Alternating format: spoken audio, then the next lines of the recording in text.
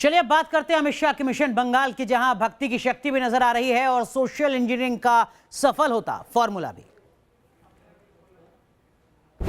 बंगाल की सियासत की दो तस्वीरें हैं। पहली तस्वीर टीएमसी कार्यकर्ताओं के बीच भिड़ंत की है, दूसरी तस्वीर बंगाल में गृह मंत्री अमित शाह के दौरे की है। बंगाल में क्या चल रहा है, ये दो तस्वीरें बयां करने के लिए काफी हैं। कभी बीजेपी कार्यकर्ताओं से इनकी भिड़ंत होती है तो कभी ये खुद ही भिड़ जाते हैं। पश्चिम बंगाल के कूच बिहार इलाके में टीएमसी कार्यकर्ताओं की आपस में भिड़ंत हुई, कई गाड़ियों को आग के हवाले कर दिया गया। तृणमूल कांग्रेस के कार्यकर्ता उत्पाती हो रहे हैं और बीजेपी को लगातार मौका मिल रहा है।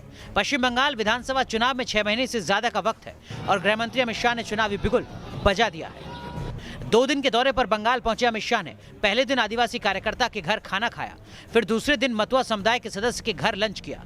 इसके अलावा अमित शाह ने दक्षिणेश्वर काली मंदिर का दौरा भी किया। काली मंदिर में उन्होंने पूजा अर्चना की। जानकारों का कहना है कि भक्ति की शक्ति के साथ बंगाल में बीजेपी बड़ी सोशल इंजीनियरिंग पर ध्यान दे रही है। कोलकाता में मतुआ समुदाय के साथ अमित शाह का लंच इसी का हिस्सा है। बीजेपी बंगाल में अनुसूचित जाति के नजदीक पहुंचना चाहती है। अनुसूचित जाति में से अहम समुदाय है मतुआ समुदाय। इस समुदाय की आबादी लगभग 72 लाख है। इनका 8 से 10 विधानसभा सीटों पर असर है। ममता को बंगाल में मात देने के लिए बीजेपी सामाजिक समीकरणों पर जोर दे रही है।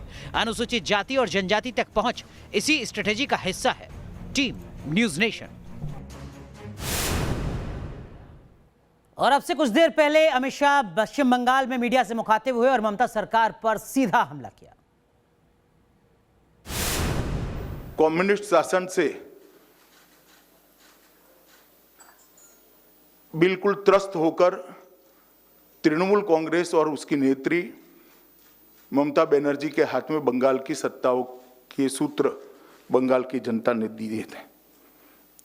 मगर आज जब पीछे मुड़कर 10 साल के बाद देखते हैं तो मां, माटी और मानुष का नारा तुष्टीकरण, तानाशाही और टोलबाजी में परिवर्तित हो गया है। जो अपेक्षाएं रखी गई थी किसी भी मानांक में तृणमूल सरकार और राज्य की मुख्यमंत्री अपेक्षाओं को पूर्ण करने में खरी नहीं उतरी है। और अब बात कृषि कानून की, जिसको लेकर जबरदस्त हंगामा देखने को मिला आज हरियाणा में। हरियाणा की विधानसभा के अंदर भी और विधानसभा के बाहर भी। अपनी सीट पर बैठ करके बात करिए। चलिए आप अपनी सीट पर बैठ करके बात करिए। नहीं, मैं आप अपनी सीट पर बैठ करके बात करिए। हरियाणा विधानसभा में बवाल की तस्वीरें। कृषि कानून को लेकर यह हंगामा हुआ है। पूर्व सीएम भूपेंद्र सिंह हुड्डा की अगुवाई में कांग्रेस विधायकों ने मोर्चा खोला। कांग्रेस ने सदन में नारेबाजी करते हुए कृषि कानून को किसान विरोधी बताकर इसे तुरंत वापस लेने की मांग की। विधानसभा अध्यक्ष ज्ञानचंद गुप्ता से लेकर मुख्यमंत्री मनोहर लाल खट्टर तक सभी ने कांग्रेसी विधायकों को समझाने की कोशिश की, लेकिन वो मानने को तैयार नहीं। एजेंडा अध्यक्ष जी ने तय किया है। इससे पहले कांग्रेसी विधायकों ने वेल में घुसकर प्रदर्शन किया।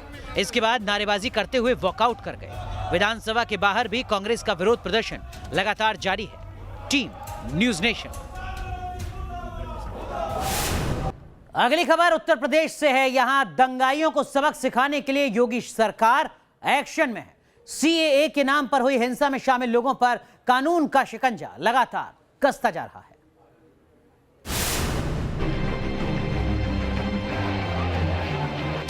गुनहगारों को सबक सिखाने का योगी मंत्र। लखनऊ को जलाने वालों के खिलाफ एक्शन में योगी सरकार। लखनऊ में सीएए के विरोध के नाम पर हुई हिंसा को देश भूला नहीं है। ये तस्वीरें उस वक्त हुए उत्पात की खौफनाक हिंसा के सबूत हैं। हिंसा के गुनहगारों को सजा मिले, योगी सरकार का यही मिशन है। उन चेहरों पर जल्द से जल्द शिकंजा कसे। इसी मकसद से एक बार फिर लखनऊ में पोस्टर चिपकाए गए हैं। यही वो लोग हैं जिन्होंने लखनऊ को हिंसा की आग में झोंक दिया था। इन लोगों पर शिकंजा कसने के लिए सरकार की तरफ से सख्त कदम उठाए जा रहे हैं। यूपी सरकार ने हिंसा में शामिल 14 लोगों को भगोड़ा घोषित किया है। इन लोगों की गिरफ्तारी के लिए नगद इनाम का भी ऐलान किया गया है। 8 प्रदर्शनकारियों के खिलाफ गैंगस्टर एक्ट के तहत मामला दर्ज किया गया है। पिछले साल दिसंबर में लखनऊ में हिंसा हुई थी। इसमें एक शख्स की जान गई। प्रशासन ने इस मामले में कई गिरफ्तारियां भी की थी, लेकिन अभी भी इस मामले में कुछ आरोपी फरार हैं। Team news nation. और अब बात करते हैं जम्मू कश्मीर की महबूबा मुफ्ती की। वो महबूबा मुफ्ती जो तिरंगे को लेकर एक विवादित बयान देती हैं और तब से लेकर अब तक लगातार उनकी मुश्किलें बढ़ती जा रही हैं। ऐसी ही तस्वीरें आज सामने आई पीडीपी के दफ्तर से जम्मू से।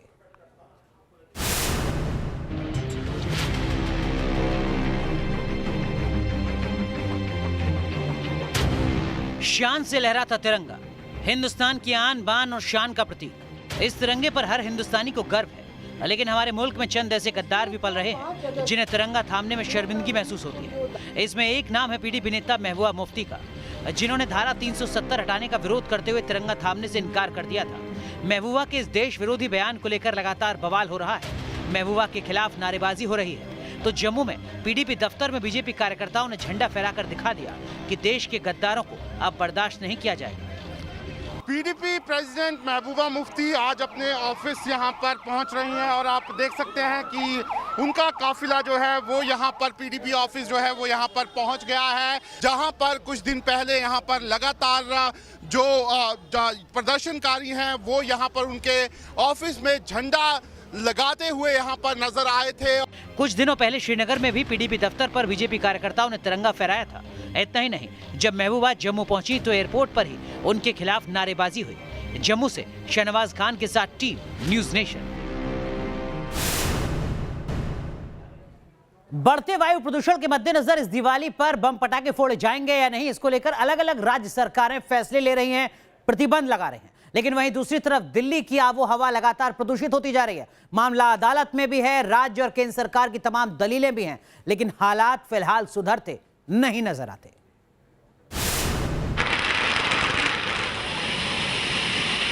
दिल्ली में पटाखा बैन, केंद्र सरकार का अध्यादेश, अब प्रदूषण पर सख्त सुप्रीम कोर्ट। दिल्ली एनसीआर की खराब होती आबो हवा जिंदगी पर भारी पड़ रही है। AQI लगातार 400 से 500 के बीच बना हुआ है, तो वहीं सुप्रीम कोर्ट ने प्रदूषण पर सख्त रुख अपनाते हुए केंद्र सरकार को प्रदूषण रोकने के लिए सख्त कदम उठाने के निर्देश दिए हैं। दिल्ली एनसीआर में प्रदूषण मामले की सुनवाई के दौरान सुप्रीम कोर्ट को केंद्र सरकार ने कि एयर क्वालिटी मैनेजमेंट के लिए कमीशन का गठन कर दिया गया है और कमीशन ने शुक्रवार से काम करना शुरू कर दिया है।